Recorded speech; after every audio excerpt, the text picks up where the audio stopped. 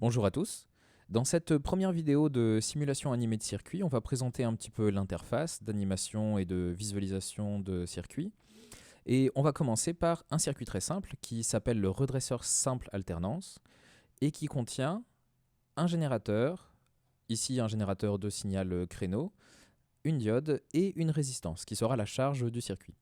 Alors, on va présenter rapidement ce qu'on a ici. Donc, le générateur à gauche ici, il a son oscilloscope qui est en bas à gauche. Et donc, le générateur, on voit qu'il envoie soit plus 5 volts, soit moins 5 volts au reste du circuit. Après le générateur, on a donc une diode. On va reparler des signaux qu'on voit au niveau de la diode. Les signaux, ils sont en bas à droite ici pour la diode, donc la tension et le courant dans la diode. Et puis, on a aussi la résistance de 330 ohms, dont les signaux sont représentés au centre ici. Et donc, quand on lance la simulation, on voit que la diode elle est passante, on voit qu'il y a du courant dans la diode uniquement lorsque le générateur envoie une valeur haute, envoie donc plus 5 volts. Alors, pourquoi est-ce qu'on a ça? Parce que de manière intuitive, le générateur pousse le courant dans le sens de sa tension, en convention générateur, pour les flèches du courant et de la tension, et donc la diode ne laisse passer le courant que dans le sens de la flèche. Alors maintenant, si on regarde un petit peu plus précisément ce qu'il se passe, et si on regarde l'interface, en fait, il y a des conventions dans le logiciel qu'il y a ici. Donc, les petits points jaunes, c'est le courant, évidemment, mais au niveau des potentiels, donc des tensions sur les fils de ce circuit, la couleur grise, ça correspond à 0 volts, la couleur verte, ça correspond à une tension positive, et la couleur rouge, ça correspond à une tension négative. Donc ici par exemple, j'ai arrêté la simulation sur une valeur négative de la tension du générateur. Lorsqu'on a une valeur négative, donc le générateur aura tendance à faire passer le courant comme ceci dans la maille, en sens conventionnel, et donc la diode va se bloquer. Et ce qui va se passer, c'est que la loi des mailles, elle est toujours valable. Et donc si on prend une maille par exemple dans ce sens-ci, on doit avoir la somme des tensions avec le sens des flèches, qui est égal à 0. Et donc, comme il n'y a pas de courant, on aura 0 volts ici, et donc la tension de la diode, ce sera la tension du générateur.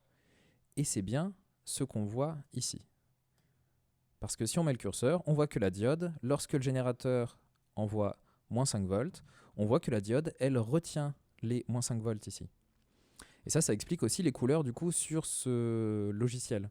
Parce que le générateur, donc, on a le 0 volt d'un côté, on n'a pas de courant dans la résistance, donc la loi d'Ohm nous dit qu'on a aussi 0 volt de l'autre côté de la résistance, donc 0 volt ici, sur ce fil-ci, ici. Et donc, moins 5 volts, les moins 5 volts se retrouvent à l'anode de la diode, et donc la tension de la diode, qui est VAK, V anode moins V cathode, est bien égale à moins 5 volts.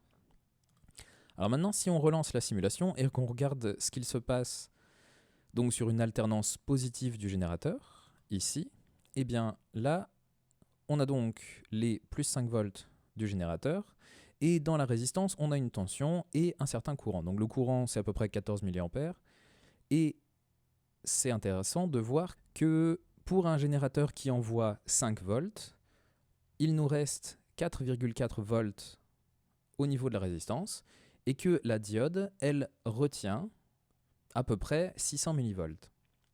Alors ça ne correspond pas exactement à ce qu'on a dit en cours, parce qu'on a dit que la tension de seuil de la diode, c'était à peu près 0,7 volts.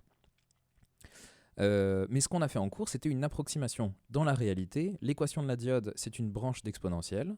Et ici, ce logiciel-là, c'est un logiciel de simulation, donc qui utilise les équations exactes des composants.